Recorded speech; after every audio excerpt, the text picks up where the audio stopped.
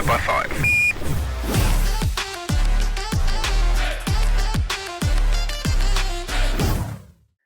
Eh bien, bonjour à toutes et à tous. Bienvenue pour ce nouvel épisode d'Innovation Meetup. Aujourd'hui, nous allons revenir sur deux gros événements qui ont marqué la fin de ce semestre, à la fois les Cannes Lions, bien sûr, mais aussi le TwitchCon sur lesquels Julia Luxacrujo, notre invitée, rédactrice en chef adjointe de chez Minted, va nous donner ces grandes tendances que l'on peut extraire de ces deux événements. Bonjour Julia.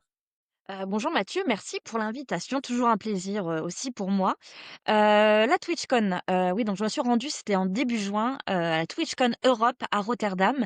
La TwitchCon, c'est la grande messe de Twitch qui est, la grosse, plateforme de streaming en direct qui a été créée en 2011 et qui a été rachetée par Amazon en 2014 pour la modique somme d'1 milliard de dollars et Le revenu aujourd'hui. publicitaire de cette, de ce le revenu publicitaire de cet épisode.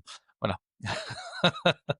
Oui, exactement et donc pourquoi je m'y suis rendue? Tout simplement parce que j'étais, au-delà du côté un peu geek, hein, qui est sympa aussi de la TwitchCon, on voit beaucoup de gens, habillés, voilà, selon, leur personnage, de streaming préféré ou de jeux vidéo préféré. C'est, d'en savoir plus sur le modèle économique de Twitch. Et l'évolution aussi de la plateforme. En fait, ce qu'il faut savoir, donc comme je disais, Twitch a été racheté par Amazon, pour 1 milliard de dollars, il y a plus de 10 ans, mais l'entreprise n'est toujours pas rentable, en fait. Et aujourd'hui, justement, tu en parlais, des revenus liés à la publicité. Aujourd'hui, les principaux revenus sont liés aux abonnements.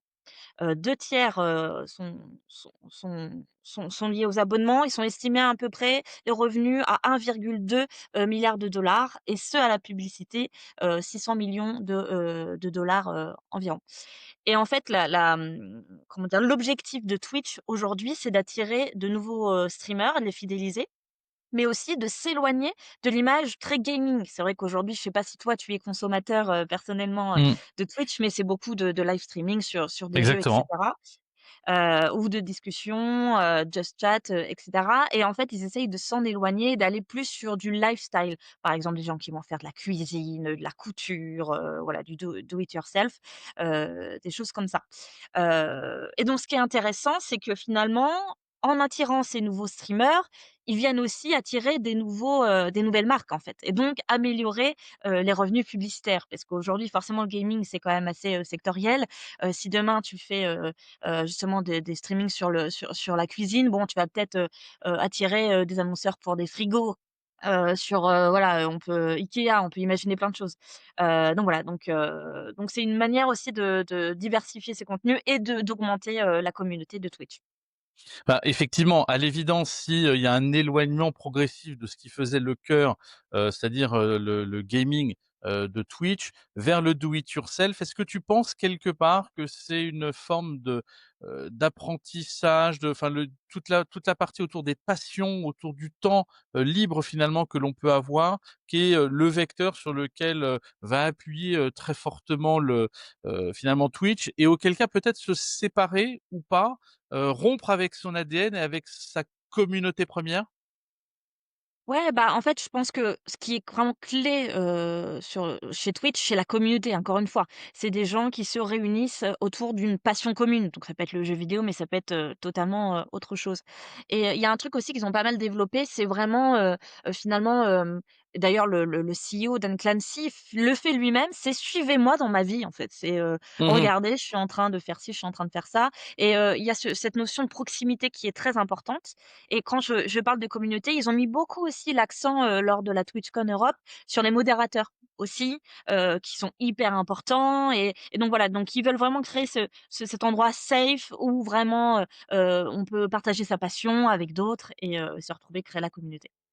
Est-ce que ça ne devient pas un concurrent à terme, d'OnlyFans? Parce qu'on pense OnlyFans égale, communauté plutôt pour adultes, mais en fait, il y a énormément de contenus divers et variés qui permettent de monétiser du contenu. Il y a déjà du do it yourself sur pas mal de chaînes OnlyFans. Est-ce que quelque part, c'est arrivé sur la pleine concurrence, mieux lissée, peut-être moins adultisée, au travers de leur stratégie? Alors pour le coup, ils ont pas parlé d'OnlyFans, ils l'ont pas identifié, en tout cas pas, ouvertement, comme un concurrent. Moi que je connais pas très bien OnlyFans pour être honnête. Après il faut rappeler quand même que Twitch 2011, hein, quand même la création, donc ils sont quand même, Mmh. un peu d'avance. Sans doute, mais on peut penser à d'autres concurrents, typiquement YouTube. Bien YouTube sûr. avec du live. En fait, toutes les plateformes de streaming live sont, potentiellement des concurrents et ils se lancent aussi Twitch sur des formats un peu plus mobiles, un peu plus courts. Donc justement, bah, parce qu'on a vu le succès de TikTok, les reels ou les formats courts sur YouTube. Donc voilà, on voit qu'il y a vraiment une stratégie de diversification pour justement aller vers plus de rentabilité. Alors on se retrouve finalement avec un Twitch, nouvelle version, moins communautaire autour du jeu vidéo et plus sur les différentes communautés du lifestyle au sens large. Ça attire de nouveaux annonceurs. Je pense, que tu as quand même peut-être une ou 2 pépites à nous partager parce que quand on est dans le TwitchCon, je pense qu'on doit rencontrer des personnes au profil un peu atypique. Ouais, bah, non, plutôt j'ai appris parce que moi finalement je connaissais, personnellement Twitch, mais pas non plus dans les détails.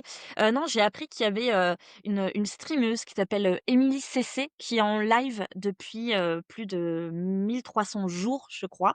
24 heures sur 24, 7 jours sur 7. Elle fait ce qu'on appelle un subathon et en fait, Mmh. c'est, elle continue de streamer quand les gens, leur envoient, bah, s'abonnent en fait, lui donnent des sous, hein, tout simplement et c'est le plus grand, enfin le plus long streaming, de l'histoire de Twitch. Donc il y a des choses aussi comme ça, des records et non et puis une reco personnelle, il y a, bah, durant l'été un musicien, si je peux dire DJ, que j'aime beaucoup qui Mmh. s'appelle Sad Again, qui a lancé sa chaîne Twitch pour, justement, tester un peu en live ses nouveaux morceaux.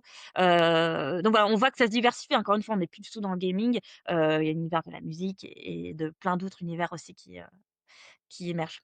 Dans cette guerre des 24 heures, c'est effectivement pour les annonceurs, quelque chose d'assez intéressant à explorer. Alors ce qui fait la transition assez naturellement avec le Cannes Lions auquel tu as participé. En 2 mots, est-ce que tu peux, pour ceux qui ne connaissent pas ou qui ne connaîtraient pas le Cannes Lions, le résumer ou le présenter? Ouais, les Cannes Lions, donc c'est un événement annuel. C'est la grande messe du secteur de la publicité, chaque année et au départ, en fait, les Cannes Lions, c'était une compétition pour récompenser les meilleures, campagnes publicitaires, voilà, en termes de créativité, et cetera et en fait, aujourd'hui, ça s'est carrément élargi puisque, les ad tech et les boîtes tech, d'une manière générale, ont pignon sur rue et sont même, très, très importants. C'est simple, en fait, donc ça se passe à Cannes et sur la croisette, on voit, chacun des espaces. Donc il y a Google, il y a Meta, il y a Amazon, il y a Pinterest, voilà des grosses boîtes comme ça qui ont des ambitions dans le monde de la publicité. Donc voilà, donc on a à la fois le côté créatif, un peu historique, mais le côté aussi très techno en fait qui a émergé, bon ça fait quand même plusieurs années, mais qui est très, très prégnant aujourd'hui. Donc c'est effectivement, quelque chose d'assez intéressant. D'ailleurs, les équipes de la CTA, hein, l'organisateur du CES, participent aussi, en tant que visiteurs, hein, chaque année au Cannes Lions, montrant bien qu'il y a une vraie dynamique autour, de la tech et de ces nouveaux acteurs. En même temps, Amazon produit, aujourd'hui, tout comme HBO ou d'autres, des séries et cetera. Donc ces acteurs pénètrent de plein fouet. Quelles sont les 3 4 tendances que tu as pu identifier ou quels sont les grands insights que tu en retiens?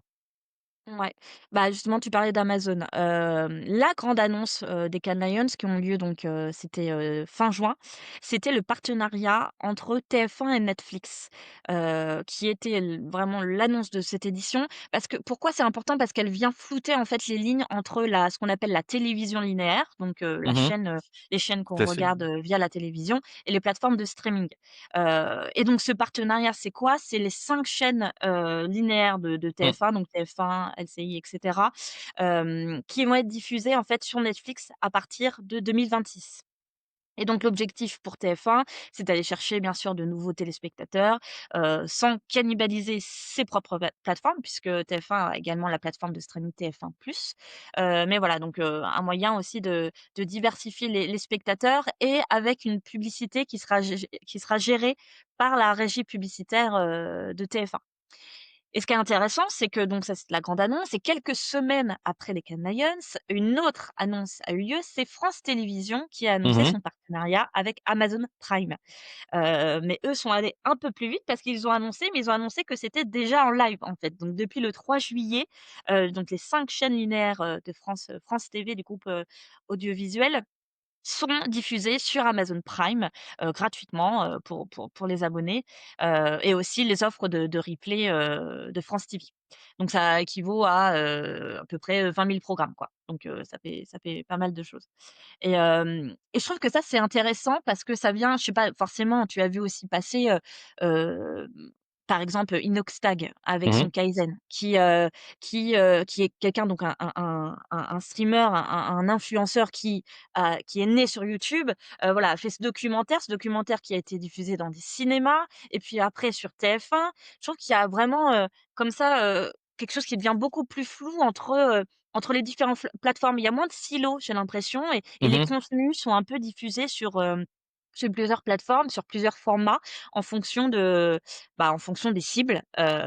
Typiquement, quand TF1, quand France TV fait ça, clairement, ils viennent, draguer, les plus jeunes générations, voilà, qui regardent pas du tout, du coup, les chaînes linéaires. Donc c'est assez intéressant. Et en termes de Autre production de contenu, c'est quand même hallucinant de voir qu'aujourd'hui, c'est pas n'importe qui, mais pas loin, peut être amené à reprendre ce qu'on a eu dans le web 2.0 à l'époque, hein, pareil pour les utilisateurs. Aujourd'hui, c'est presque le contenu et la diffusion ou la production par et pour, les utilisateurs. Ça change quand même un certain paradigme dans la production des contenus qui étaient relativement, je veux dire pas communautaires, mais on était vraiment dans quelque chose de fermé. Il y avait les grands acteurs de la prod. Aujourd'hui, n'importe qui peut potentiellement produire et diffuser des contenus et les déployer large échelle. Complètement. Complètement, et tu que, pour, la publicité, ça c'est hyper intéressant parce que, on peut avoir une vision peut-être, multiplateforme Mmh, encore plus qu'auparavant, et voilà, aller cibler aussi les différents spectateurs. L'autre gros point, ce n'est pas une surprise, ça a été l'IA générative, hein, mmh, lors des forcément. Cannes Lions, sur 2 points. Le premier, c'était lié à la créativité. Donc comme je disais, Cannes Lions, donc a une compétition pour les meilleures campagnes publicitaires. Donc voilà, ça a eu lieu, tout le monde a été récompensé et cetera, et quelques jours après, la compétition, il y a eu un petit scandale puisqu'en fait, une des campagnes qui a été Mmh, récompensée, c'était l'agence DM9. On s'est rendu compte que l'une de ces campagnes utilisait l'IA générative, mais l'IA générative qui, en plus, a été utilisée pour simuler une couverture médiatique et des résultats de campagne et cetera. Donc 2 points. En fait, le premier point, c'est que, tout simplement, l'agence ne l'a pas précisé qu'il y avait eu oui, l'usage de la l'IA générative. Donc ça, déjà, c'est un problème, mais en plus, elle l'a utilisé pour «mentir» entre guillemets, pour, simuler mmh, quelque chose qui n'était pas réel. Donc double problème, et donc tout simplement, le jury, les organisateurs ont décidé de bien sûr d'enlever, les récompenses qui avaient été attribuées, et voilà, donc ça crée, un petit scandale, et j'en parle, c'est rigolo parce que j'en parlais avec plusieurs acteurs justement de la publicité durant mmh, ces Cannes Lions qui s'interrogeaient, qui disaient: «Mais, c'est bizarre cette année justement, il y a finalement pas de catégorie, liée, peut-être à l'IA générative». On pourrait imaginer demain une catégorie dédiée aux campagnes, réalisées avec l'aide de l'IA générative, ou, voilà, enfin, en fait, ce que j'avais l'impression autour de ce scandale, que c'était un peu, une manière de dire que, le monde des créatifs était très réfractaire justement à l'utilisation. mmh. Est-ce que c'est en phase ou pas, justement avec l'époque? Est-ce qu'il faut ou pas, utiliser l'IA générative pour ce genre de choses? La question reste ouverte, mais ça pourrait être intéressant de voir par exemple l'année prochaine, ouais, une Mmh. catégorie, IA générative, Bah, heu en tant que créatif, se passer d'IA générative aujourd'hui, est relativement, je dirais, alors il y a 2 écoles. Celle qui dit effectivement la création reste à l'humain, ce qui dans toute sa singularité, et la l'unicité de nos cerveaux et de notre sens créatif ne peut être remplacé par l'IA, de fait. Mais en revanche, effectivement, sur de la création de production, c'est-à-dire la dérivation, le large choix des palettes, les états de l'art, la diversité effectivement des données que l'on peut exploiter pour peut-être créer différemment ou accélérer le processus créatif, s'en passer serait une erreur. Bon, après effectivement, un créateur reste un créateur et n'oublions pas que l'intelligence artificielle reprend in fine, des datasets ou la création historique. Donc de fait, la place du créateur, elle n'est pas remise en jeu. C'est la place plutôt de la production de la création qui est remise en jeu. mmh. Donc ça, je pense que, justement, le Canal sont en pleine réflexion autour de ces questions-là. Donc voilà, question, on verra ça l'année prochaine, voilà, est-ce que ça a été intégré ou pas? Donc ça, c'était pour le côté créatif. Il y a un autre gros point aussi qui a été, qui est évoqué et qui continue d'être très actualité, c'est lié aux médias. Oui. Puisque forcément quand on parle de publicité, on pense aux médias puisque c'est, des revenus très importants pour les médias, c'est comme ça qu'ils survivent, hein, en partie. Hem c'est, avec l'émergence de AI Overviews de Google et de l'AI Mode. Pour ceux qui ne connaîtraient pas, les AI Overviews, c'est, alors qu'ils sont dispo à peu près partout sur la planète Mmh. Sauf sauf en en France. France. Heu, c'est, donc c'est ces résultats finalement en haut de page Google qui, répondent, via l'intelligence artificielle à Mmh. une question en allant sourcer pardon, voilà, tout internet pour répondre, sans avoir à cliquer tout simplement, voilà. C'est ce Mmh. qu'on appelle, le zéro clic, aujourd'hui. Et pourquoi c'est un problème pour les médias? C'est, bah, je viens de le dire, le zéro clic. Donc ça veut dire Mmh. que, Google va, aller chercher des infos sans, rétribuer, les sources finalement, Mmh. de cette réponse. Aujourd'hui, il y a quelque chose qui existe en Europe, ce qui s'appelle les droits voisins. Aujourd'hui, les médias sont rétribués par Google lorsque leur contenu est utilisé, dans Google News, dans Google, Discover. C'est une régulation qui a vu le jour en 2019, assez tardivement quand on sait que Mmh. Google a été créé en 98, ça a mis un peu de temps. C'est clair. Voilà, bon déjà ça a mis un peu de temps, voilà, mais il y a eu des accords qui ont été trouvés. On estime à peu près, les revenus du monde à 1 000 000 d'euros, grâce à ces droits voisins. Voilà, mais c'est bon, il y a peu de chiffres et même pas du tout de chiffres officiels, Mmh. sur ce point-là. Et donc là, nouveau champ, j'ai envie de dire, de réflexion, c'est OK, maintenant, comment on rétribue justement les médias, sur ces enfin, par le biais de ces AI overviews, et cetera. En fait, ça demande de revoir totalement les modèles économiques, Mmh. des médias. Et il y a plusieurs pistes là qui ont émergé dernièrement. Il y a Perplexity qui a annoncé il y a quelques jours que, ils décidaient de rétribuer justement les médias à hauteur de 80 Mmh mh. lorsque leur contenu était utilisé, avec une dotation, initiale de, 42, millions de dollars. Donc là, ils D'accord. sont en train de voir comment ils peuvent travailler avec les médias pour les rétribuer tout simplement, voilà. Bon, il faut savoir qu'avec Perplexity, il y a eu plusieurs, tensions, on va dire, On va avec, dire ça. ouais, voilà, tensions, précédemment, voilà, on les accusait justement d'un peu piller, le contenu, voilà, des éditeurs, Mmh. ce qui est le cas aussi des principaux, assistants IA. Mais voilà. Donc des pistes, il y a Cloudflare aussi, pareil pendant l'été qui a annoncé, son bloqueur de crawler IA, Ouais.